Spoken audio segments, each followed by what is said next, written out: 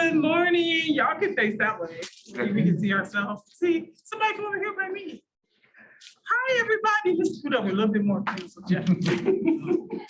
Hi, everyone. I first want to say, if you do not want to be recorded, that you are welcome at this time to turn your camera off. We are repeating a presentation from what we were supposed to do in New York, but the technology failed us and we weren't able to record it. So they agreed to let us record it ourselves and then send it for upload to the website, which is really cool. So I just wanted to introduce all of my co-presenters with me today. I have Miss Pam McCray, who's gonna follow my initial part of the presentation, and then Jeff is gonna bring us home with his second part of the presentation. So you all can have a seat for now, and I'll start the presentation, and you all can enjoy what we are offering to you today. So I'm going to share the screen.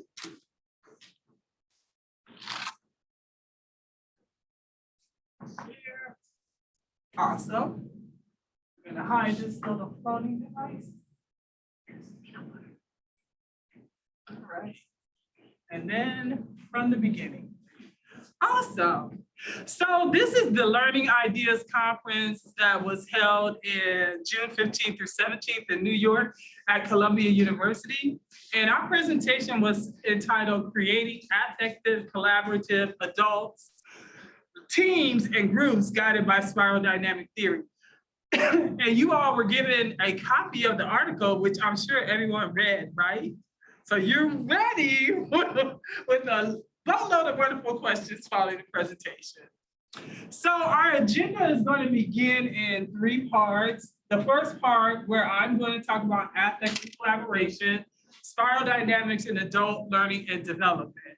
And then that'll be followed by Pam's portion, which she'll talk about theory that informs practice in higher education, constructivism and worldviews of adults, and experiential learning in teams and groups.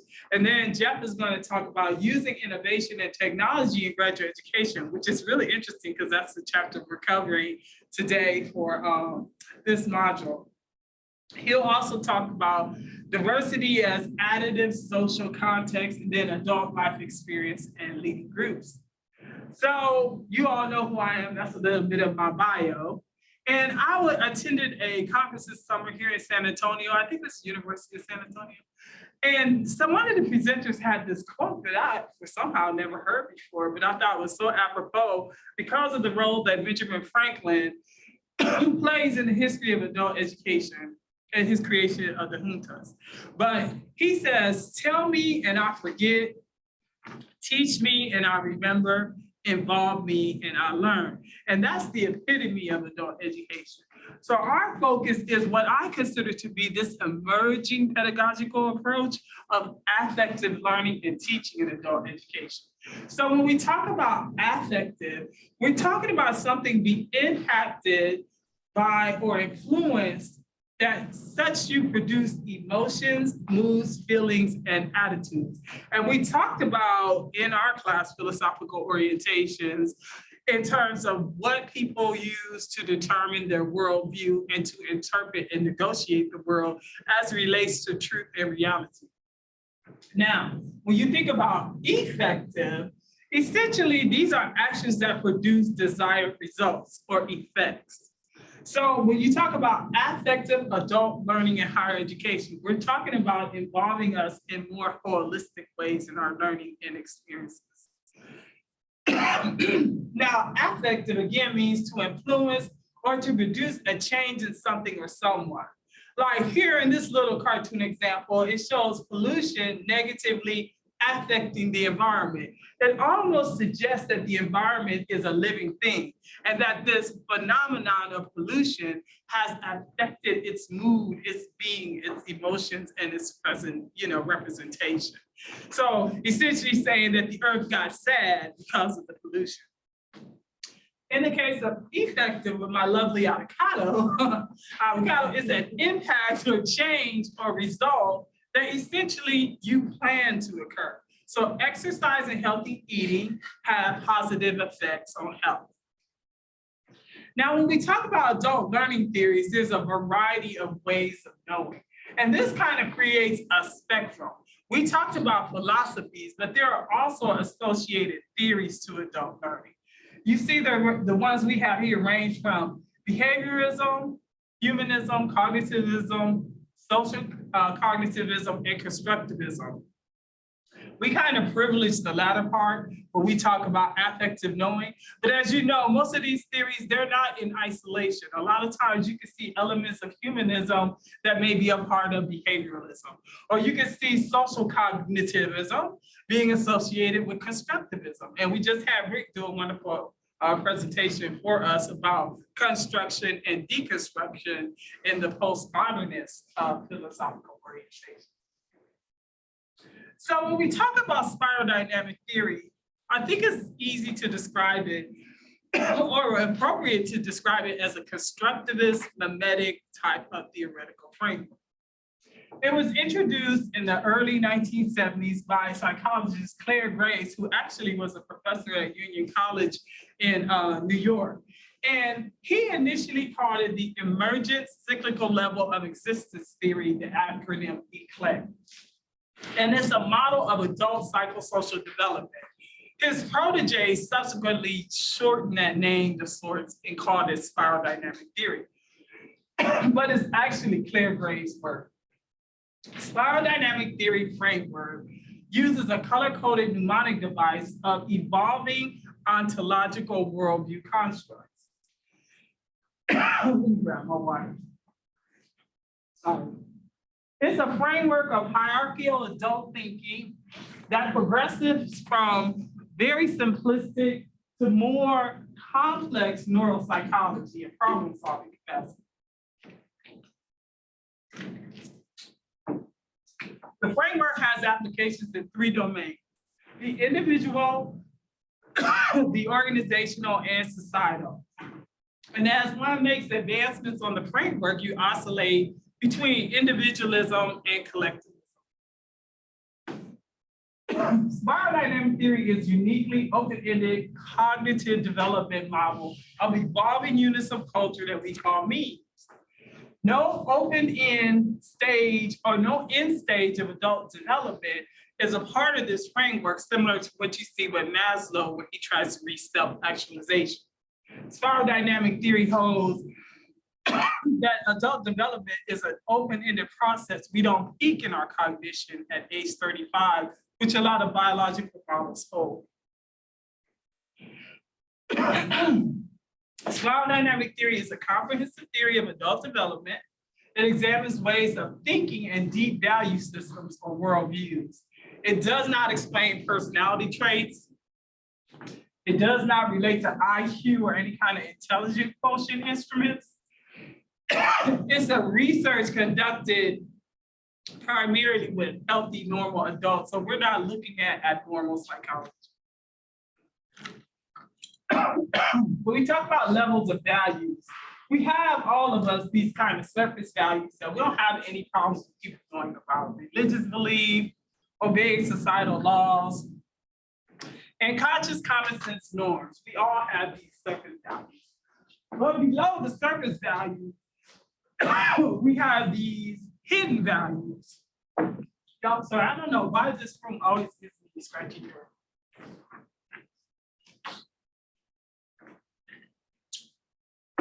Maybe I should get this going. So these hidden values are these long-standing beliefs and attitudes and traditions that we hold that are underneath the surface level.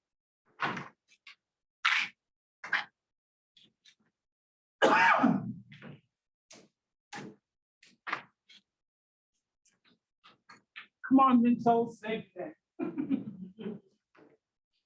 So our conscious but hidden values are beneath the visible surface. Then we have these deep values, those unconscious values that influence the hidden values.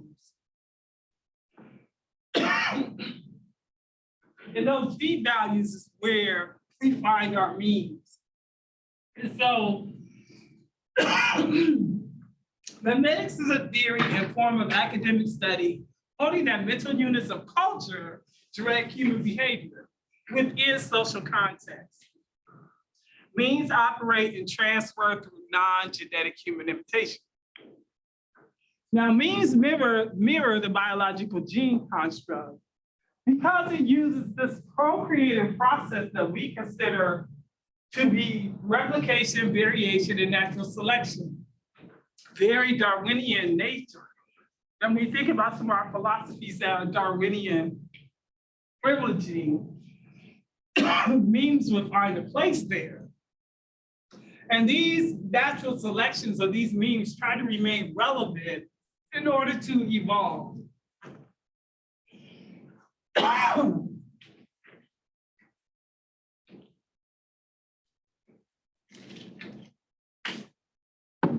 So memes can be represented as images, beliefs. The key factor is their imitations. I'm gonna advance this because my cough is getting worse. So this is a framework. On the right side, you see individualism themes. On the left, more collectivist. And here's an example, kind of like a meta view of this orange dominant meme, where these little memes help to inform the ultimate, more dominant representation of the orange meme. So this person might dominantly present as orange, but they have these kind of mini memes that inform its larger dominant presentation. So one could be red in their orientation for politics, but they'd be very blue in their orientation for family and life. Here you see the primary nodal thinking that happens, or the dominance. This is just a model for clinical purposes. So even though this person, these numbers aren't absolute, they may dominate as green, but they have influences of orange and red and those associated typologies. Again, the framework moves from lower order thinking in a spiral-like fashion to more complex thinking. Here you see the stages for change from one level to the next. And that was included in the article, so I won't go through each one of those. And I don't want to keep coughing. So the spiral dynamic framework operates in these three domains, as I said earlier. Usually when you see conflicts, you have the most conflict between the individualistic and the collectivist worldview. Those worldviews that tend to be horizontal to each other tend to have the most harmony. True also here, but those that are vertical to each other tend to have the most conflict. In what ways might we appropriate and pass our deep values and cultural beliefs in the context of higher education? Well, Pam is going to explain that to us. Okay. Thank you, Dr. Brown, and thank you to all of you for being here and the opportunity to talk to you tonight. When Dr. Brown first introduced the spiral dynamic framework to our class, I have to say I was really excited and I was intrigued. First of all, because it is a very comprehensive theory, but it has a very simplistic approach, and I like the way it linked psychosocial, also the social context and cultural context, and also our own worldviews and opinions. And I thought that was very important. In my background, I was an executive with business and technology. And so I wanted to go ahead and start reflecting and think about those people that were very important to me in my professional and my influential personal life. What level did they fit on? And I have to tell you, the levels of red and orange got packed pretty quickly. And then I turned to myself. How would I look at myself? What level would I be on? And you as my colleagues and even my family, how would you assess? And so the deep reflection actually gave me a lot to think about, but also, as Dr. Brown mentioned, it made me also realize that the model has a direct connection and really the foundational elements of constructivism and experiential learning. And so we'll take a little bit further dive into that. So first of all, let's begin with constructivism. As educators, we're all aware of constructivism. It's the theory of how we learn. However, for us to learn, something has to happen. I mean, there has to be an event. And we as educators are those people that have to make sure that we are instigating something that creates a new idea or a new experience. So invoking those mental processes for our adult learners is really critical. And when we first do that, most of our learners, if we're giving them some new information, there's dissonance. That's not what I understand. So then we start the process of how do I cognitively start problem solving? And so all of us as learners, we start looking at, well, what does this information say? Is it new information? Do I need to try to fit it into my existing schema? Is it different information that now I'm going to have to make some room for this? I got to modify something. But again, we as instructors are critical here. We have to guide our students through this dissonance process because we need to get to equilibrium. And in order to get to equilibrium, as we've talked about the different levels and some changes, I got to either change what I believe, I can either reject, or I need to modify. Maybe I need to integrate. And again, a very important point here is us as educators need to facilitate and help our students reach that equilibrium. Also, what's really important is we're also in a wonderful position. Technology can help enable this process with us. If you think about it, even if we're in this class, we have people joining us online. They might even be around the world. So we've got a lot of resources that are outside of the confines of our classroom. Also, as educators, we know the importance of our learners in self-direction and their experience that they have in solving real world problems. This is how we all show up, and this is how our students come to us. However, when you start thinking about new knowledge or new experiences, again, we also need to be very aware of the impact of culture, what that has, again, psychosocial realities, and even an environmental impact. And a simple example I'll give here, it actually kind of ties back with Dr. Brown was talking about memes. We're Texans, so we all live here. If we love our trucks, we love our cars, but if we were to go on a trip to Tokyo, we probably wouldn't be renting a car. We'd probably be using mass transportation because first of all, we're not going to understand the traffic signals, most of us. We're not going to understand, again, those memes, units of culture are really showing up. And even the different languages, again, is part of our learning. And also just the fact that mass transportation, I can get on a train and basically go anywhere I want.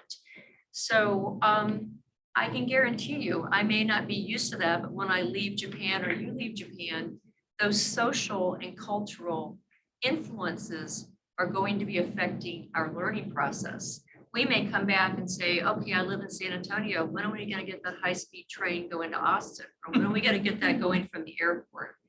So again, I think you can see just from that example that constructivism, again, ties right into what we're talking about with the spiral dynamic theory. First thing, you're going to acquire new insights. Problem recognized, dissidence. I need to solve that. And then hopefully you'll be looking at some additional clarity. And then as you start thinking about the options, barriers are removed, and then you're able to go forward and take action. So those changes are what also tie in with the spiral dynamic framework of either moving to a new level or maybe digressing to a level. So we all know that constructivism informs student engagement. And what I want to point out here is technology has been involved in adult education for a long time, not new. However, over the last few years, we all know with COVID and certainly with emergency remote training, all of our worlds changed, and it also impacted adult education. There were a lot of challenges, but I'm also going to contend that there's also a silver lining. That actually fueled innovation. It actually made us as educators figure out new ways to create learning environments. And I will tell you that the innovative instructors like Dr. Brown that you have here, they actually embraced different pedagogy. They actually looked at flipped classrooms. They actually recorded videos. And also the literature tells us that there's very positive influences from that. Because if you're a student and I can go back and now look at a video of a synchronous recording, or at least get some hints from you before I start my assignment, I can go hone in on that. And I may need to play that a couple times to really understand what you're asking me to do. And that's especially powerful for students that English is a second language. Also, what was found is that students that have learning disabilities also were able to go back and look at the lessons and apply their own learnings. And another positive experience is when the instructors would tie a discussion with the videos, but it wasn't just with the instructor, that they would open it up to community. That also made for very powerful learning experiences. So again, I contend that technology has actually helped fuel adult education, but one very important thing is that we're all still very complex. New technology is hard to learn. So as we are working with adult learners, and we're all adult learners, people need to meet us, and we need to meet our students at their level of complexity. Otherwise, there's going to be a real challenge in trying to use technology, like the examples I just shared with you. And one of my favorite topics, especially this summer, since I've been in Dr. Sinclair's practicum with experiential learning, is I will say that I've become very impressed. I've actually learning the process of learning, which I think often we go through. We might go through the process, but we haven't really learned how do I go through the complete cycle. So therefore, experiential learning is very holistic. And again, it ties right in with the spiral dynamic theory that we're talking about. And again, if we look at the interpretation, we have MEMEs. Again, that's certainly an experiential learning. When you reflect, you do a little bit deeper abstract conceptualization. And then it helps prepare you to take that active experimentation. And then you go back and reflect. Did it work? Did it not work? What do I need to do? And one of the most exciting things about experiential learning that I learned in Dr. Brown's class, actually, and it's been reinforced in Dr. Sinclair's, is actually that metacognitive process and that systematic learning actually creates new neurological connections. And I say hallelujah on that. I mean, if this old dog can get some more connections, that's a great opportunity for all of us. So again, I look at this, and it also helps us if you think about the spiral dynamic framework. As we synthesize, as we reflect, and as we take other people's worldviews, I think it makes us a better adult citizen. If I can look at the level I'm on, and then I can look up, and I can even look back, I might understand a little bit more about your worldview or your behaviors if I've been there, or at least I have a deeper understanding of where you're coming from and where maybe I've been, and I'm afraid I don't want to slip back there. Okay, so in summary, we've all gone through a lot as far as the different modalities, but I will continue to support that. I think adult education, certainly online learning, it's growing, it's not going away. And so high flex, online learning, so all of us in this room, even those listening to this video, you need to really think about that. And so how are you going to apply innovative pedagogy, and how are you going to become the best digital facilitator? That takes thinking, that takes skills, that doesn't just happen. You can't take your class material from either a high flex or an online or an in-person class and just simply throw it online and think that you're going to have the same learning process with your learners. And again, we keep coming back to this contextual social interactions. Cultural activities matter. We all live in different environments, and we need to be respectful. We live in a very global, diverse environment. We need to take that more into account. We all have personal learning styles. We don't all learn the same. So again, we now have some tools. We got a little practice under our belt that we can continue. So what I'm going to leave with you before I turn it to my esteemed colleague, Jeffrey, is again, this is my challenge to you. I used to say my call to action when I was in sales. The critical role of adult educators. The environment you create for your adult students may be the only safe haven they have to come and practice or express their opinions and worldviews. They may not feel comfortable sharing that at home or with their friends. So giving them the ability to have healthy discourse and be able to share and even integrate, I think will make all of us much better students. And again, that adult citizens. And also I'm going to encourage you, please think about the spiral dynamic framework. Think about the constructivist examples. Think about experiential learning and how you can actually help people learn to learn. So thank you for your time. And now I'm going to turn the podium over to Jeffrey, who's going to tell you how the real technology and team dynamics is for adult learning.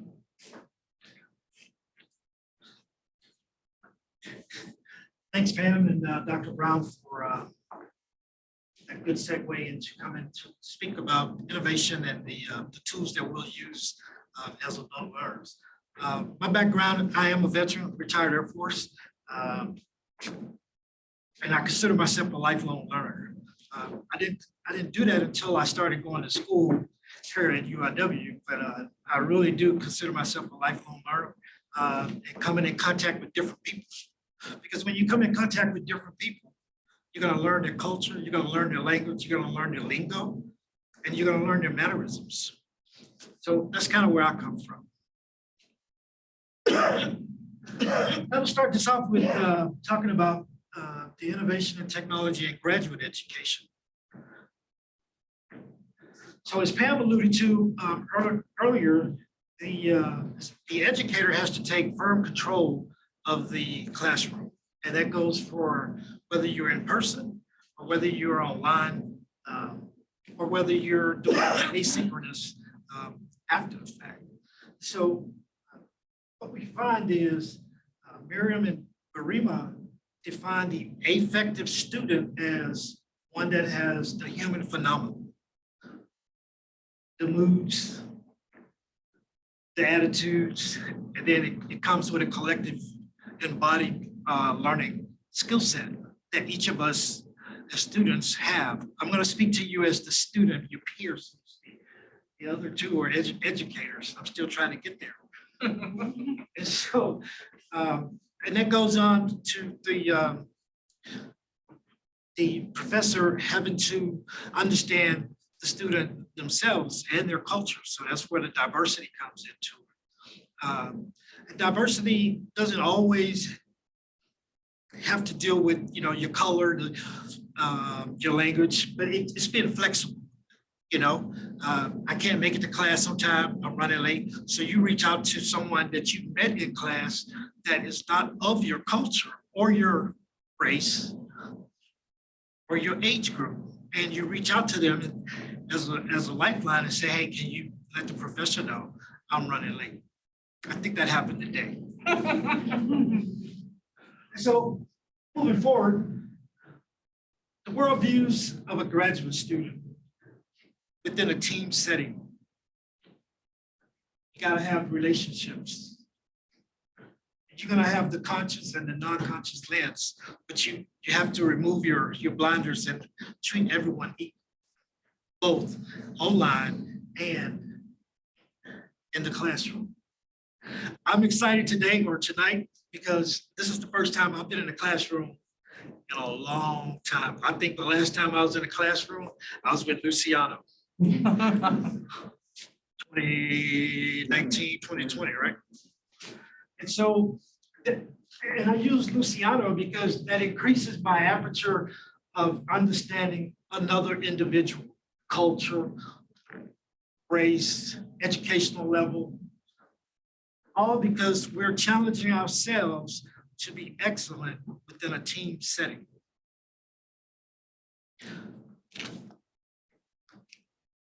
Now, Illuris provides a model for understanding learning. I'm not going to go over the entire model that's on screen here, but I would like for you to pay close attention to the internal conditions and the external conditions, because that's going to ground you in your concepts of being in an online environment, using technology and innovation within education. Because, as both Dr. Brown and Pam alluded to, this is an organic process from experiential learning, from your own view. Your views or your view you share with me, and I share with someone else, and collectively we become a team in order to reach one goal. That, my friends and my students, I say that that's innovative techniques in higher education.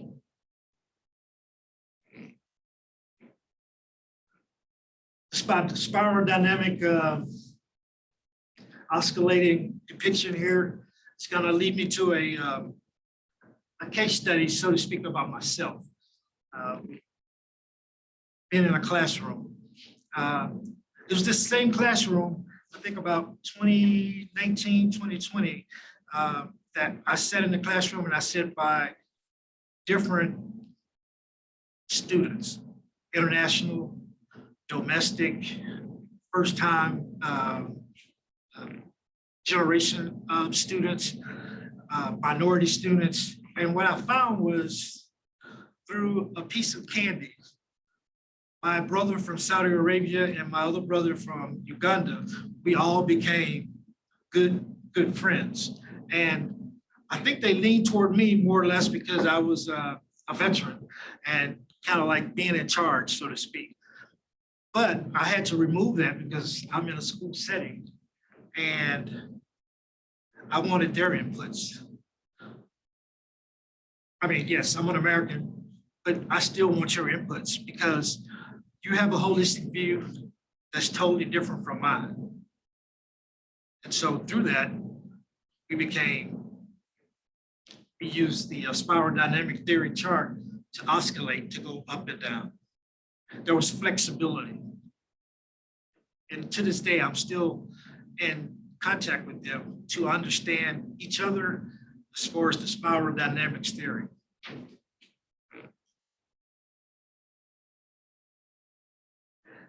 Now, Johnson & Johnson says,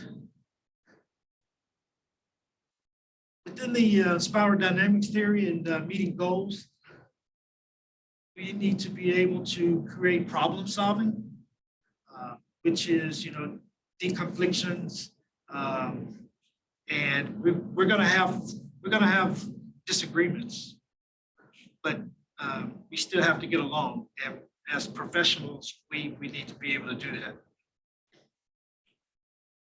Increases cognitive and moral reasoning. Again, you have to be able to understand the students that you're with, your peers in the classroom, as well as online. So what happens sometimes is you could be online and you could be in your separate chat, and it takes away from the classroom.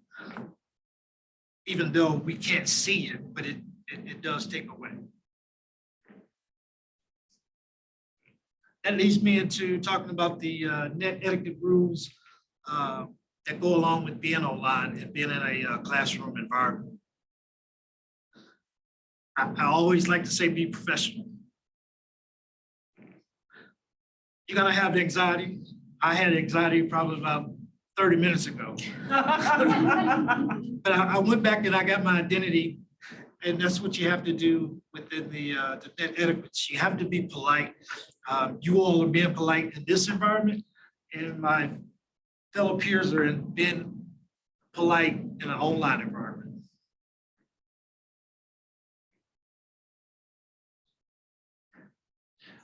I would like to sum it up real quick. The innovation and technology within the classroom. I don't know how many of you knew this classroom, this very classroom, about 3 years ago. None of this was in here. It was a very stoic and archaic classroom. So if you look at some of the hardware that's in this room, the screws are still new. So that means that we adapted as a university to educate our adult learners more. With that, I turn it back over to Dr. Brown. Okay, thank you so much. As y'all can see, I was very blessed to have this level of talent and intelligence to work on this presentation, which I'm very grateful for. They cover so many of the key aspects of teaching adults in effective ways. And a lot of times you'll hear that meme sometimes when you're in discussion, don't be so emotional. Why are you so emotional? Emotions are important. Emotions are a part of who we are, and emotions are a part of helping us learn ourselves and learning each other. So, you know, be cognizant of some of the memes that circulate around them. Be critical and deconstruct them. And don't make assumptions about the learning that you're going to have. Be in the moment sometimes. And you'll find sometimes you'll have conflict, not always able to resolve them because people are at different levels of their understanding and their views of the world. And so to the degree that you can be aware and conscious of what Pam talked about, being able to see yourself in the past in that person and trying to meet where they're at as they're learning is very, very important. One of the things that Jeff talked about in his last segment was innovative pedagogy. Yeah, innovative pedagogy. That's one of the things you guys are doing now, which I charge you to do, how we join Twitter, right? So we're going into these spaces, these Twitter spaces, and listening to what people say. And some of it could be shocking, but you'll have to look at it in the perspective of the spiral. And y'all haven't really learned spiral dynamics until today, but you're looking at it in terms of the philosophical orientations that adults are operating in. And you will find it very fascinating to see how conflicts arise because of these different value systems, perspectives about the world, and notions of reality and truth. So the key takeaways: virtual communication and the use of technology in higher education are the future, like what Pam talks about. Online informal adult learning is an emerging supplementary component to formal higher education. Jeff kind of talked about the sage on the stage tradition we've had with education. That's something that we don't necessarily promote in adult education because we understand that each adult is coming in with their own rich experience and we want to capitalize on that. So I don't have all knowledge as a professor. And in terms of my approaches, which seem to be along the spectrum of radical critical, we see the adults as co-learners with us. And you actually build relationships in that way. I don't know what I'm gonna do when I have to move on to something else. So used to Pam and Jeff now, but it's just, they're not getting away from me anymore. In fact, as a result of our article and this presentation, we got invited to write another article. So we're really excited about that. Leading instruction in virtual spaces of communication requires critical thinking skills. And we talked about that already. Spiral dynamic theory assessments can help teams and groups collaborate effectively. If you know you have someone who's very centered in a blue perspective or very centered in a red or orange perspective, they may not be the best grouping to come together. So you may, depending on what the project is, need to reassess how you align people in groups to perform certain tasks and projects. Deep values and memetic beliefs are powerful change initiators. And that one slide that talks about how change occurs in these kind of 6 steps, change is not inevitable. That's something that Claire Grace talked about, that you can have someone who live out the whole of their existence for one particular worldview, and we should be able to be okay with people like that. So it is not uncommon also before you enter into a new level of existence or a new paradigm shift that you may have some regression. Because initially you're faced with a new dilemma that you've never had before. And it's not uncommon for a person to regress, but then they'll say, no, this problem solving capacity skill is not going to work with this new problem. Then you provide the supportive structures that are listed in that steps by removing barriers, providing new insight points that allows that person to progress to the next level. But also us being aware that at that particular time and moment, they may remain stagnant. So our call to action is that as you work as facilitators with adult educators, that you incorporate innovative adult learning pedagogy, like we did with our introducing, Twitter Spaces into this course. Read our upcoming Springer article, which you already had to do, and explore more deeply spiral dynamic theory and attempt to self-assess yourself. I have an instrument that I will make available at some point after I tweak it a little bit more. And so similar to how we test our philosophies at the beginning, you'll be able to see where you're at spiral dynamic.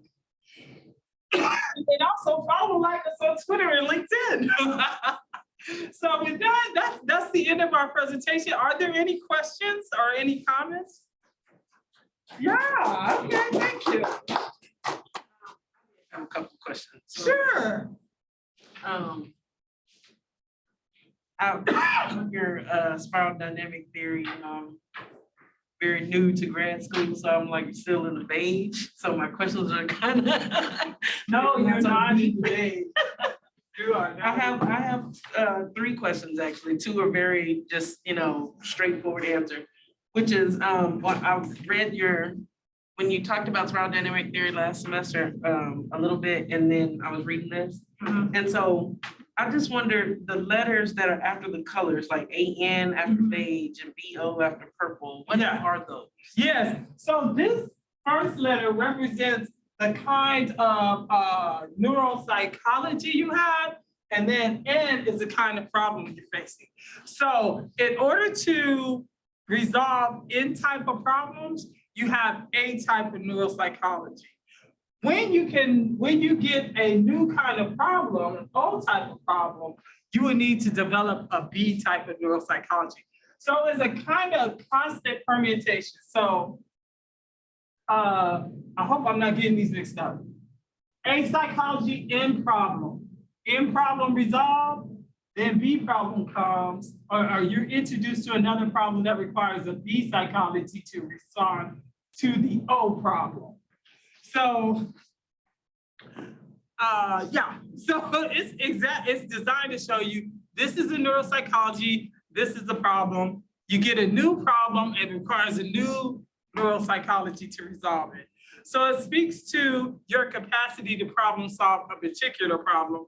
But when a new problem emerges, you have to develop a new neuropsychology.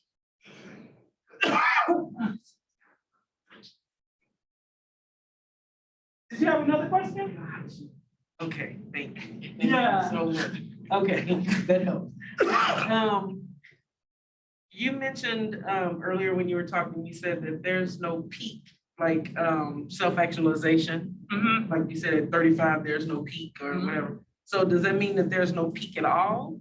That's what Claire Grace held. He said that as adults, we have an open-ended capacity to continue our levels of complexity. And that as we resolve each problem, we by nature as human beings create other problems.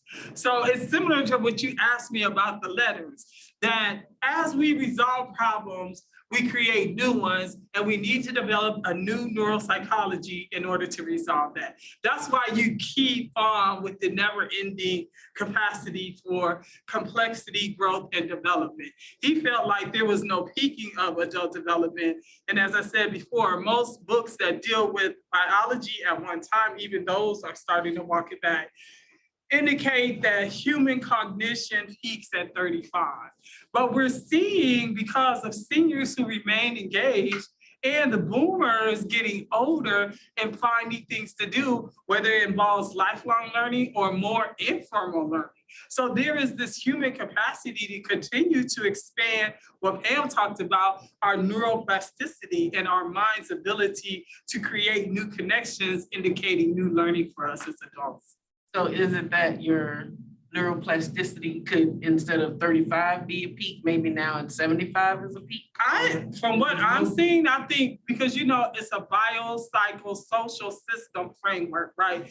So our social environment impacts things as well. This is the population, like the baby boomers are starting to go on to heaven, but that was a real significant large group that we never saw before. So we didn't know how they were gonna be like in aging and retirement. And we're starting to see that now. And so because we have improvements in medical care, we're starting to see people have a better quality of life as elders. And so they don't want to be in nursing homes and expiring away in a quarter. They want to live life and want to have experience. They want to travel. They want to take college classes, And so that's what we're seeing. And I think it's consistent with the idea that peaking at 35 is no longer the expectation. I think at one time, it probably was like a social mean. I mean, how many years ago was it that we expired at 45 years old? That was the height of human life. But now we can live well into our 80s and 90s and be relatively healthy if we take care of ourselves at that time. And so being healthy and being excited about life, and depending on your worldview, of course, you can remain excited until the chariot come and pick you up, or wherever you believe, or wherever you believe you're gonna go after the end of the physical world existence. I also, I'm sorry, go ahead. I was just going. I also think that technology has expanded the elastic, so to speak, to where the older people are more involved in life occurrences with technology. Whether that be in education, just life occurrences. Yeah, I mean, we are all almost forced into technology, because who doesn't have a smartphone, right? I mean, we all started, I didn't have one when I was in graduate school. My daughter said, Mommy, can you give me an iPhone in case I'm going in to talk to a judge? I can Google real quick about them. I said, oh, say less. Yes, get one. And then she got me one for my birthday. I said, what am I supposed to do with this? Now, I mean, I literally sleep with it next to me because I'm listening to Twitter Space before I go to bed. And we all kind of evolved to that. Adults typically have been technology averse, but depends on how they engage in technology. You can't tear my mother away from her games on her phone now, but she will get upset about trying to do a text message. So, it really depends on what kind of supports we give people in informal ways and learning the technologies they need to live their daily lives. And then you have some adults who will initiate. Remember, experiential learning is largely based on the motivation of the adult learner. So if you're motivated about it, you'll be coming in here working on tech with us. I mean, we have tech people here at UIW. They're not very young, a little older, because that's the area of interest and they've, increased their learning about it. Okay. And then I had a third question. You were talking about, you said that there are some people who never move up to a level, you said, and quote unquote, we should be okay with that. So if we're not okay with that, does that mean that we're hindering ourselves from moving up to a different level? I think you're gonna experience some of this. Would stay on that same level where we are because we can't adjust to what other people are doing. So our worldview is minimized as well, or? It really depends on the person, right? Okay, so you can have somebody, I always use the Homer Simpson analogy. Okay. That they are very satisfied going to work every day, and if they could take their children to SeaWorld once a year, they feel like they're dad of the year. They don't have any aspirations to be president of the United States or CEO of a big Fortune 500 corporation.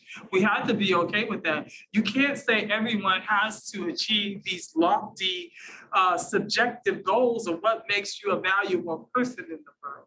You have to let people set that for themselves. At the same time, I'm the first person who will tell people, everybody not gonna make it to where you're going.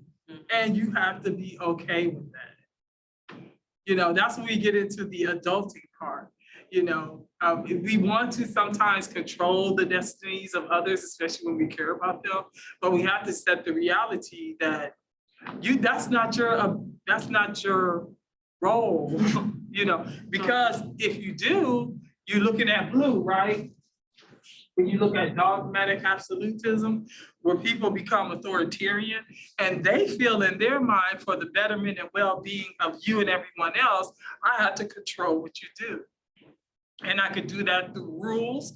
I could do that through memes of what I consider truth and right or righteousness and impose them on you. But to me, you know, and this is me going back, you know, I'll make no bones about the fact that I'm a Christian. There's certain scriptures to me in the way that I would look at the life of Jesus, because I consider him like the ultimate adult educator. The Bible says where the Spirit of the Lord is, there's liberty. Where does that say you control other people? Even the whole concept of the born again salvation experience is one you self-volunteer for. You know, God ain't came down here with no lightning bolt saying, you gotta be this, you gotta be that. Information, the table is set before you and the invitation is extended. There's some marketing, but ultimately the decision is up to you. And that's why I like spiral dynamic theory, because I think it speaks in the same way, that you come into a new knowledge or a new worldview or new exposures by way of the people you meet. And then us as adults, we use critical theory to determine if what these truth modules that people are presenting to us is something we want to accept and grow from or reject and go in a different direction. But ultimately, these systems are subsuming, like Pam talked about. They become a part of who we are and we draw on them to the degree that we need to. You know, I still have further research to do about how distant can we get from them. If I'm at level 2, if I'm at tier 2, what's considered the being level, and I'm looking at holistic globalism, how much will I relate to this person who operates by power dynamics? You know, that's the next level of research for me to do. Look at those kind of conflicts and tensions where I see between those persons who exist like this, you know, and at various stages. And as I said before, you tend to see the most harmony between those people who are more vertical in alignment. I'm sure that has something to do with this whole notion of individualism and collectivism. But you also see the most harmony between those, conflict between those who are you know, vertical from each other. So I use the Zuckerberg analogy when I'm describing this kind of worldview. And here you're looking at Game of Thrones, you know, but this particular worldview with this red power impulsive has a certain level of admiration for this one with the strategic orange absolutist worldview. Is that this person doesn't care about making enemies. This person cares about making enemies because they're trying to move in a very clandestine way, but they very much are concerned about power, gaining material possessions, and being in control. This one just results more to domination and force. This one in orange results more to strategic materialism and manipulation. Anybody from Zoom got a question? Are y'all still there? Yes, I get apparently Marissa cannot, doesn't want to use her voice. So she asked me to ask y'all, what are some criticisms of this theory? Which one? Spiral dynamic theory. What are some of the criticisms? Yeah, some people really have a hard time believing that these worldview constructs exist this neatly. And they're rightfully so to hold that concern. I don't know why because typically most people aren't centered in a particular worldview. Let me see if I can find it. Okay, it was this one. So we talk about how you have these little memes that inform who we are. That's why people get kind of confused about a particular worldview that a person holds. Because like, you can be very red in your position about sports. We're gonna kill them on Saturday, let's destroy the Bears, you know. But then you can be very, you know, bourgeois in your social movements, you know. cheese and crackers, you know, but your dominant representation falls along the lines of the description from the orange worldview, even though you have these elements that are informing your larger meta-meme, you know.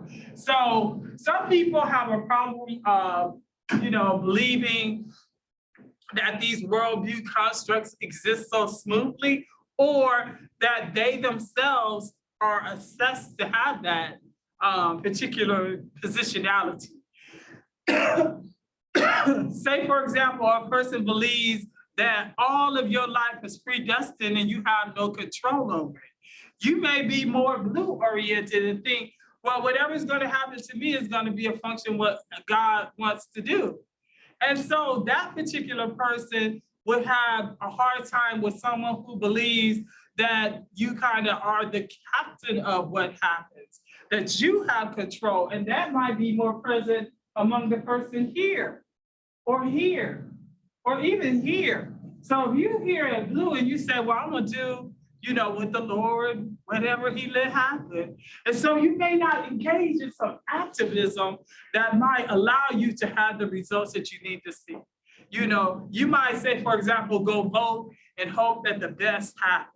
Or someone else here might hire a lobbyist and make sure they get the policy that they want. So those kind of things, sometimes people have a hard time believing exist. I think I don't know of a lot of criticisms. Most of the time when I tell people about spiral dynamic theory, they're like, oh my gosh, this is so wonderful. Everyone should know about this.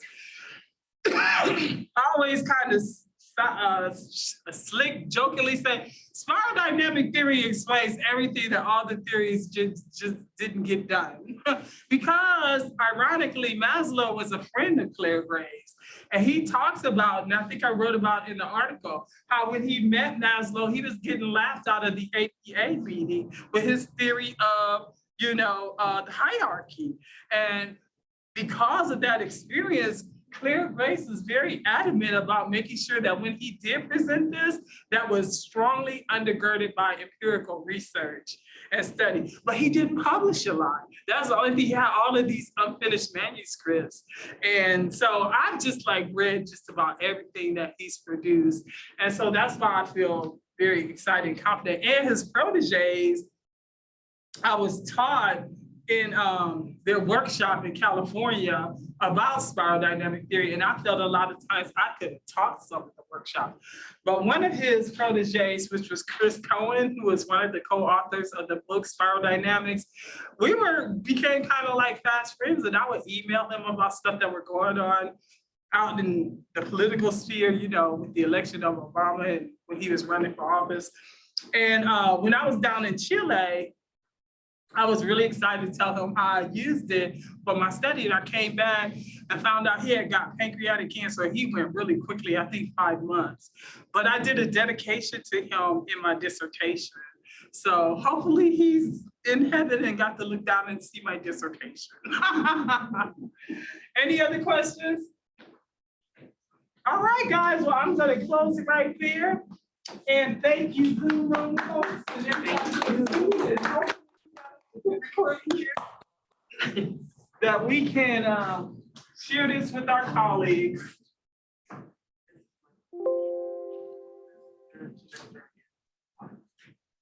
Benjamin, I might need your help. It's not closing for me.